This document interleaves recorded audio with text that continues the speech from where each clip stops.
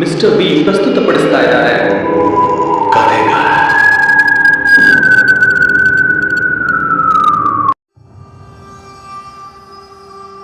ಈಗ ನಾನು ನಿಮಗೆ ಹೇಳ ಹೊರಟಿರುವ ಕತೆ ಕೇವಲ ಕಲ್ಪನೆಯಲ್ಲ.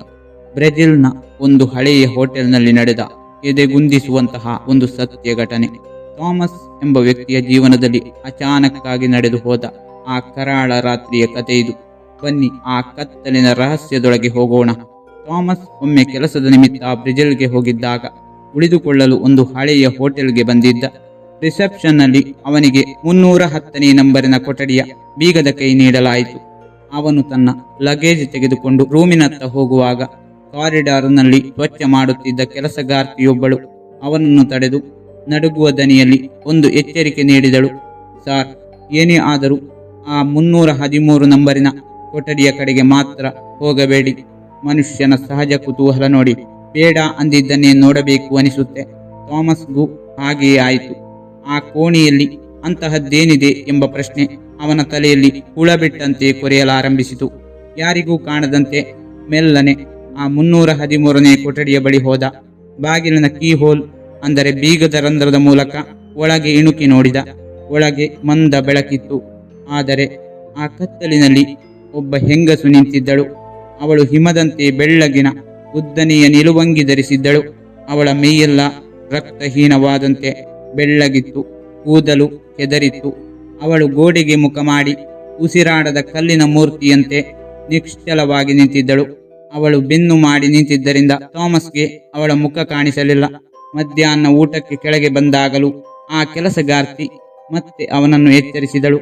ಆದರೂ ಥಾಮಸ್ನ ತಲೆಯಲ್ಲಿ ಆ ಬಿಳಿ ನಿಲುವಂಗಿಯವಳದ್ದೇ ಯೋಚನೆ. ರಾತ್ರಿ ಊಟ ಮುಗಿಸಿ ವಾಪಸ್ ಬರುವಾಗ ಕಾಲುಗಳು ತಾನಾಗಿಯೇ ಮತ್ತೆ ಆ 313ನೇ ಕೊಠಡಿಯತ್ತ ಹೆಜ್ಜೆ ಹಾಕಿದವು. ಅವನು ಮತ್ತೆ ಆ ಕೀ ಹೋಲ್ ಮೂಲಕ ಕಣ್ಣಿಟ್ಟು ನೋಡಿದ. ಆದರೆ ಈ ಬಾರಿ ಆ ಬಿಳಿ ನಿಲುವಂಗಿಯ ಹೆಂಗಸು ಕಾಣಲಿಲ್ಲ. ಬದಲಾಗಿ ಕೇವಲ ರಕ್ತದಂತಹ ಕೆಂಪು ಬಣ್ಣ ಹಾಗೂ ಅದರ ಮಧ್ಯದಲ್ಲಿ ಒಂದು ಕಪ್ಪು ಚುಕ್ಕೆ ಮಾತ್ರ ಕಾಣಿಸುತ್ತಿತ್ತು. ಬಹುಶಃ ಕೋಣೆಯ ಒಳಗೆ ಯಾರೋ ಏನೋ ಕೆಂಪು ಬಣ್ಣದ ಬಟ್ಟೆ ಕಟ್ಟಿರಬೇಕು ಎಂದುಕೊಂಡು ಅವನು ತನ್ನ ಕೋಣೆಗೆ ಮರಳಿದ. ಮರುದಿನ ಊಟಕ್ಕೆ ಬಂದಾಗ ಆ ಕೆಲಸಗಾರ್ತಿ ಮತ್ತೆ ಸಿಕ್ಕಿದಳು. ಈ ಬಾರಿ ಥಾಮಸ್ ನೇರವಾಗಿ ಅವಳನ್ನೇ ಕೇಳಿಯೇ ಬಿಟ್ಟ. ಆ 313ನೇ ರೂಮಿನಲ್ಲಿ ಯಾರು ಆ ಬಿಳಿ ಬಟ್ಟೆಯ ಹುಡುಗಿ? ನಿನ್ನೆ ನೋಡಿದಾಗ ಬರೀ ಕೆಂಪು ಬಣ್ಣ ಕಾಣುತ್ತಿತ್ತಲ್ಲ, ಯಾಕೆ? ಇದನ್ನು ಕೇಳಿದ ತಕ್ಷಣ ಆ ಕೆಲಸಗಾರ್ತಿಯ ಮುಖ ಬೆವರಲಾರಂಭಿಸಿತು. ಕಣ್ಣುಗಳು ಅರಳಿದವು. ನಡುಗುವ ದನಿಯಲ್ಲಿ ಅವಳು ಆ ಕರಾಳ ಸತ್ಯವನ್ನು ಬಾಯ್ಬಿಟ್ಟಳು. ಸಾರ್, ಆ ಕೋಣೆ ಮುಚ್ಚಿ ತಿಂಗಳುಗಳೇ ಕಳೆದಿವೆ. ಕೋಣೆಯ ಒಳಗೆ ಯಾರೂ ಇಲ್ಲ. 1 ತಿಂಗಳ ಹಿಂದೆ ಒಬ್ಬ ಗಂಡ ಹೆಂಡತಿ ಅಲ್ಲಿ ಉಳಿದುಕೊಂಡಿದ್ದರು.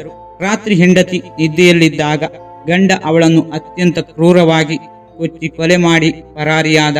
ಅಂದಿನಿಂದ ಆಕೆಯ ಆತ್ಮ ಅದೇ ಬಿಳಿ ಬಟ್ಟೆಯಲ್ಲಿ ಆ ಕೋಣೆಯಲ್ಲೇ ಅಲೆಯುತ್ತಿದೆ. ಆದರೆ ಅವಳು ಸಾಯುವಾಗ ಅವಳ ಕಣ್ಣುಗಳಲ್ಲಿ ರಕ್ತ ಹೆಪ್ಪುಗಟ್ಟಿ ಕಣ್ಣುಗಳು ಸಂಪೂರ್ಣವಾಗಿ ರಕ್ತದ ಬಣ್ಣಕ್ಕೆ ತಿರುಗಿ ಕೆಂಪಾಗಿದ್ದವು. ಈ ಮಾತು ಕೇಳಿದ ತಕ್ಷಣ ಥಾಮಸ್ನ ಎದೆ ಜಲ್ ಎಂದಿತು. ಅವನ ಹೃದಯ ಬಡಿತ ಏರತೊಡಗಿತು. ಮೈಯೆಲ್ಲ ತಣ್ಣಗಾಯಿತು. ಅಂದರೆ ನಿನ್ನೆ ರಾತ್ರಿ ಕೀ ಹೋಲ್ನಲ್ಲಿ ಅವನು ನೋಡಿದ್ದು ಕೆಂಪು ಬಟ್ಟೆಯನ್ನಲ್ಲ, ಆ ದೆವ್ವದ ರಕ್ತಸಿಕ್ತವಾದ ಕಣ್ಣನ್ನು. ಅವನು ಕೀ ಹೋಲ್ನಲ್ಲಿ ಇಣುಕುತ್ತಿದ್ದಾಗ ಆ ಕಡೆಯಿಂದ ಆ ದೆವ್ವವು ಇವನನ್ನೇ ದಿಟ್ಟಿಸಿ ನೋಡುತ್ತಿತ್ತು. ಭಯದಿಂದ ನಡುಗುತ್ತಾ ಥಾಮಸ್ ತನ್ನ ಕೋಣೆಗೆ ಓಡಿದ. ಬೆವರುತ್ತಲೇ ಹಾಸಿಗೆಯ ಮೇಲೆ ಬಿದ್ದ. ಆ ರಾತ್ರಿ ಅವನಿಗೆ ಬಹುಪಾಲು ನಿದ್ದೆ ಬರಲಿಲ್ಲ. ಬಹಳ ಸಮಯದ ನಂತರ ಆಯಾಸದಿಂದ ಕಣ್ಣು ಮುಚ್ಚಿದ. ಆದರೆ ಬೆಳಗಾಗುವ ಹೊತ್ತಿಗೆ ಏನೋ ಘೋರ ನಡೆದು ಹೋಗಿತ್ತು. ಮರುದಿನ ಬೆಳಿಗ್ಗೆ ಎಷ್ಟೇ ಹೊತ್ತಾದರೂ ಥಾಮಸ್ನ ಕೋಣೆಯ ಬಾಗಿಲು ತೆರೆಯಲಿಲ್ಲ. ಹೋಟೆಲ್ ಸಿಬ್ಬಂದಿ ಗಾಬರಿಯಿಂದ ಮಾಸ್ಟರ್ ಕೀ ಬಳಸಿ ಬಾಗಿಲು ತೆರೆದು ನೋಡಿದಾಗ ಅಲ್ಲಿದ್ದ ದೃಶ್ಯ ನೋಡಿ ಅವರ ಎದೆ ಒಡೆದು ಹೋಯಿತು. ಇಡೀ ಹಾಸಿಗೆ ರಕ್ತದ ಮಡುವಾಗಿತ್ತು.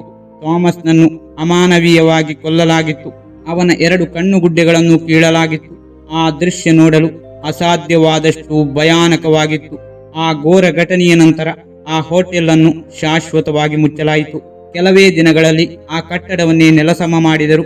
ಆದರೆ ಕೇವಲ ಒಂದು ಕುತೂಹಲದಿಂದ ಯಾವುದೇ ತಪ್ಪಿಲ್ಲದ ಥಾಮಸ್ ಆ ರಕ್ತಪಿಪಾಸು ಆತ್ಮಕ್ಕೆ ಬಲಿಯಾಗಿ ಹೋದ.